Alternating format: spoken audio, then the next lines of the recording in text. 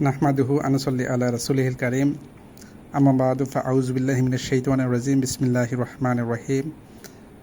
আসসালামু আলাইকুম ওয়া রাহমাতুল্লাহি ওয়া বারাকাতুহু। সম্মানিত মুহতারাম দিনী ভাই এবং বোনেরা, আশা করি আল্লাহ তাআলার রহমতে সবাই ভালো এবং সুস্থ রয়েছেন। আলহামদুলিল্লাহ। ইলমে শিফা থেকে আপনাদের সবাইকে আন্তরিক শুভেচ্ছা এবং মোবারকবাদ জানাচ্ছি। আলহামদুলিল্লাহ, মহান আল্লাহ তাআলা আজকে আপনাদের সামনে আমাকে গুরুত্বপূর্ণ একটা বিষয় নিয়ে আলোচনা করার তৌফিক দান করেছেন, এজন্য আল্লাহ তাআলার দরবারে শুকরিয়া জ্ঞাপন করতেছি। আলহামদুলিল্লাহ। সম্মানিত ভাইরা, আজকে যে তদবিরটা আপনাদের সামনে আমি উপস্থাপন করব, এটা অত্যন্ত গুরুত্বপূর্ণ এবং খুবই মারাত্মক একটি তদবির।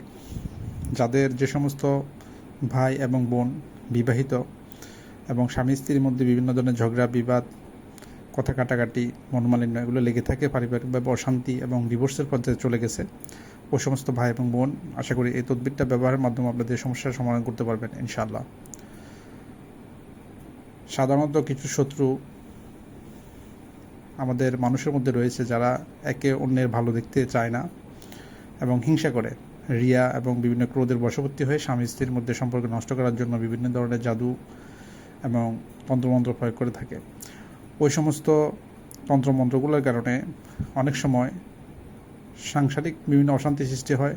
স্বামী স্ত্রীর কথা শুনতে পারে না, স্ত্রী স্বামীর কথা শুনতে পারে না, ঝগড়া বিবাদ, বিভিন্ন অশান্তি পারিবারিকভাবে লেগে থাকে। ওই সমস্ত অশান্তিগুলো দূর করার জন্য আপনারা এই তদবিরটা ব্যবহার করতে পারবেন। এটা শুধুমাত্র স্বামী স্ত্রী নয়, এটা পুরো পরিবারের প্রত্যেকটা সদস্য যাতে মিলমিশ থাকে এর জন্য ব্যবহার করতে পারবেন ইনশাআল্লাহ। এই তদবিরটা আপনাদেরকে সর্বপ্রথম 3টা তদবির লিখতে হবে। প্রথম যে তদবিরটা লিখবেন, যে কালিগুলো ব্যবহার করবেন, জাফরান, অম্বর, কস্তুরী, ঘোষণা, এই সমস্ত গুরুত্বপূর্ণ কালিগুলো একত্রিত করে একবারে জেনুইন যে কালিগুলো থাকবে আপনারা ওইভাবে কালিগুলো তৈরি করে নেবেন। সবগুলো কালি একত্রিত করে 3টা নকশা লিখবেন ভোজপাতার মধ্যে।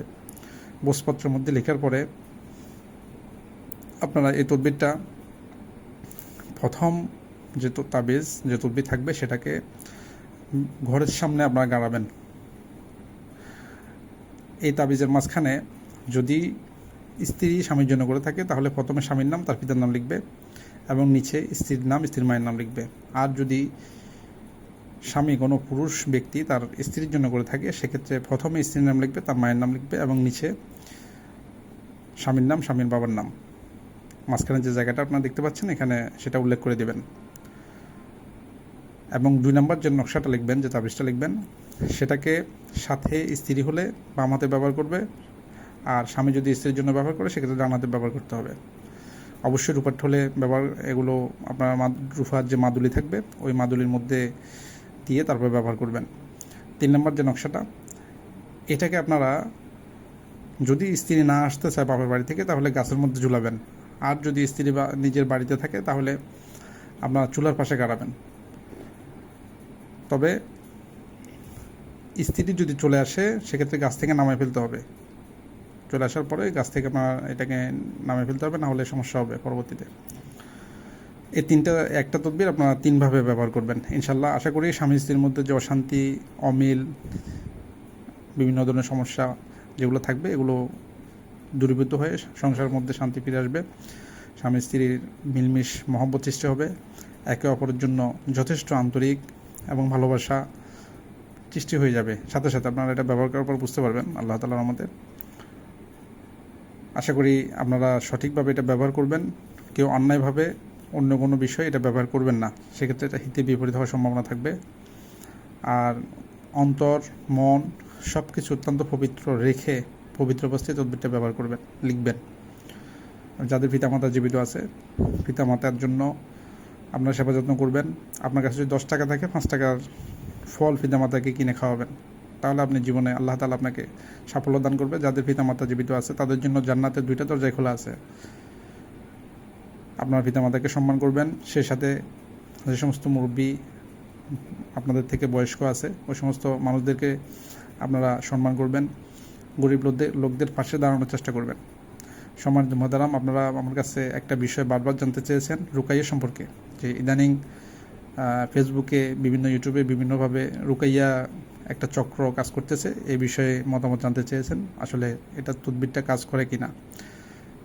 সম্মানিত মুহতারাম, রাসূল সাল্লাল্লাহু আলাইহি ওয়াসাল্লামের আমাদের প্রিয় নবী মুহাম্মদ রাসূলুল্লাহ সাল্লাল্লাহু আলাইহি ওয়াসাল্লাম যখন জাদুতে আক্রান্ত হয়েছিলেন, ওনার চুলের উপর যে গিঁটগুলো মারা হয়েছিল, জিবরাইল আলাইহিস সালামকে আল্লাহ তাআলা দুনিয়াতে প্রেরণ করে কূপ থেকে ওই চুলগুলো তুলে আনছেন এবং তারপরে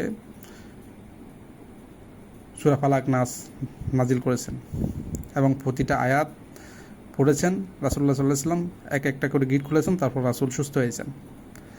এখানে শুধুমাত্র কোরআন আয়াত পড়ে রাসূল সুস্থ হননি। প্রথমে ওই জাদু বস্তুগুলো কূপ থেকে তুলে ফেলা হয়েছে, তারপর এগুলো খোলা হয়েছে।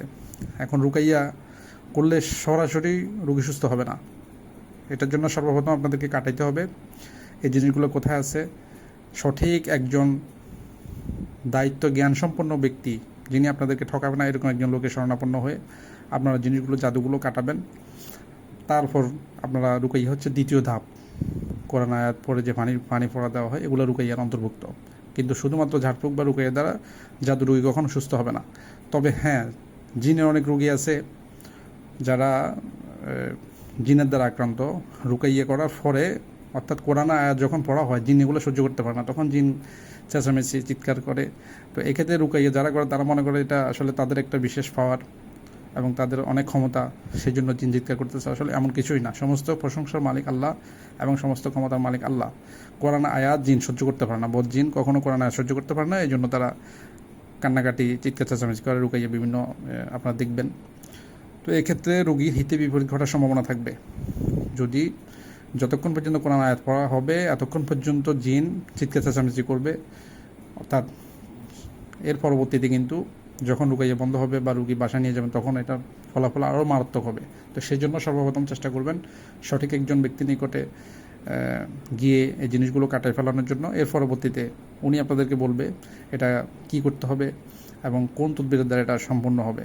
এটা শুধুমাত্র রুকাইয়ার দ্বারা জাদু রোগী সুস্থ হবে না এবং জিনের রোগী সুস্থ হবে না। কিছু সময় হয়তো একটু স্বস্তি থাকবে, কিন্তু পরবর্তীতে সমস্যা এর থেকে আরও মারাত্মক এবং অত্যন্ত মারাত্মক রূপে আরও ফিরে আসবে, যেটার জন্য আপনাদেরকে সাবধান হওয়া উচিত। আশা করি সবাই বুঝতে পেরেছেন। এটা আসলে কোনো রাক্কি যারা রুকাইয়া করেন বা কোরআন তেলাওয়াত করেন তাদেরকে কষ্ট দেওয়ার জন্য নয়। এটাই বাস্তবতা, এটাই সত্য। আপনাদের সামনে আমি সবসময় সত্যটা তুলে ধরার চেষ্টা করি। আল্লাহ তাআলা যেন আমাকে হায়াত দিয়ে আপনাদের সামনে আরও গুরুত্বপূর্ণ বিষয়গুলো আলোচনা করার জন্য।